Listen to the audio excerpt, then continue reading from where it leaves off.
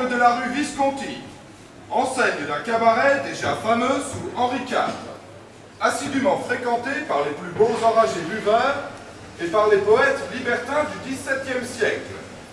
Des barreaux, Saint-Amand, Théophile. En 1640, on chantait ce couplet. Un jour Paulmière à Haute-Vouesse, enivré dans le petit mare, tandis qu'on le tenait à Trouesse, des gobillons disaient encore: je veux mourir au cabaret, entre le blanc et le clairet. Et c'est ainsi que Saint-Amand est mouru en 1661. La rue Visconti est un coupe-gorge où souffle l'esprit. Étroite, raboteuse, obscure, humide et d'aspect suranné, la rue Visconti, ci-devant rue des Marais Saint-Germain, n'a guère en 2 siècles changé que de nom. Le seul danger que j'ai couru rue Jacob était l'attrait de l'ombre, les brèves échappées d'air libre, quelques rafales de grêle printanière se ruant par la fenêtre ouverte, l'odeur vague des lilas invisibles venus du jardin voisin.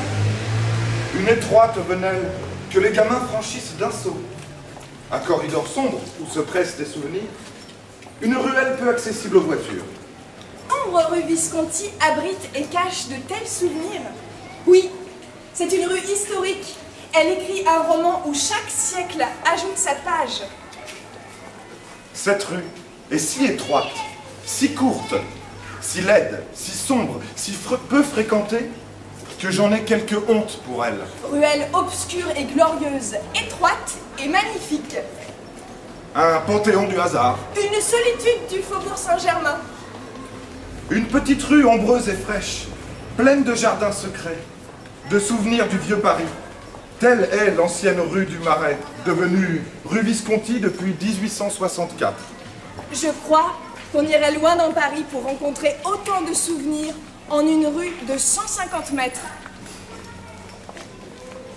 De la rue, resserrée entre ces maisons grises dont l'une était celle de Racine et l'autre l'imprimerie très connue de Balzac, aucune rumeur ne s'élevait. Pire, que tout ce qu'on y vouait, que tout ce qu'on y sente, a d'aimables rapports avec le doux accent de ce divin oiseau qui chante et qui soupire.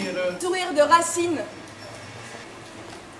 On s'est longtemps trompé sur l'emplacement véritable de la maison de Racine. Le grand poète a souvent déménagé. Pendant longtemps, c'est l'hôtel de Rannes, situé au 21 rue Visconti, qui fut désigné comme sa demeure. Mais l'histoire et ses revirements jouent parfois des tours. Et c'est de l'autre côté de la rue, au numéro 24, qu'en 1974, Racine, sur les affirmations des historiens contemporains, est déraciné pour la dernière fois. Ô grande dame de Monsieur Branche. Habitant au 21, Monsieur Branche fut très chagriné de ces précisions historiques et aurait dit, selon la légende de la rue, « Mais enfin, il n'y a pas de branche sans racine !» Nous entrons, et fort poliment, le concierge s'excuse de ne pouvoir nous fournir les renseignements souhaités.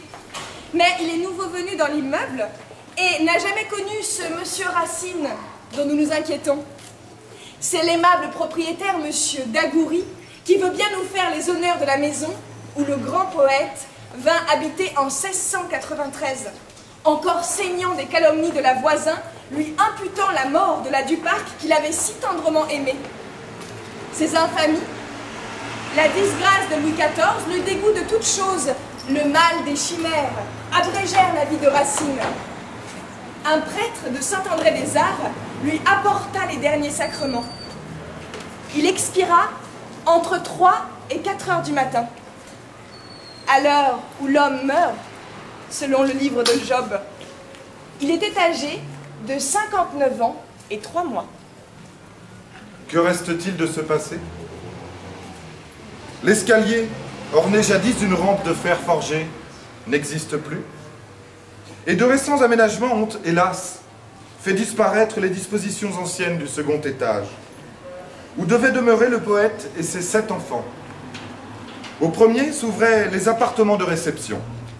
On y retrouve un vaste salon, quelques boiseries et les vieilles dalles de parquet sur lesquelles glissèrent les hautes mules et les talons rouges des jolies femmes et des gens de goût qui fréquentèrent chez le divin Racine. Par les fenêtres s'entrevoient des cimes d'arbres, et derrière presque toutes ces vieilles demeures, mélancoliques, surgissent des coins de verdure où sifflent les merles. Le calme des jardins profonds s'idéalise, l'âme du soir s'annonce à la tour de l'église. Écoute, l'heure est bleue. Seine à Paris est une horrible petite rue, rebelle à tous les embellissements accomplis par les échevins modernes. Là, rien ne recrée aujourd'hui le regard. Le goût moderne n'y a jeté ni ses petits balcons en fonte, ni son confort, ni ses grimaces de faux luxe. On y retrouve la grossièreté campagnarde du vieux temps qui, dans une maison de ville, produit aujourd'hui de fort méchants contrastes avec l'élégance des constructions nouvelles. Autrefois, des faubourgs, quelques maisons de campagne oubliées par la spéculation, qui rappellent aux flâneurs instruits les mœurs des siècles passés. Balzac passa 2 années rue Visconti, alors rue des Marais Saint-Germain, à s'essayer au métier d'imprimeur.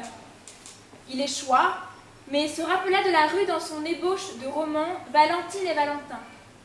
Il y décrit notamment le 15 rue Visconti, qu'il désigne par erreur comme étant la maison de Racine.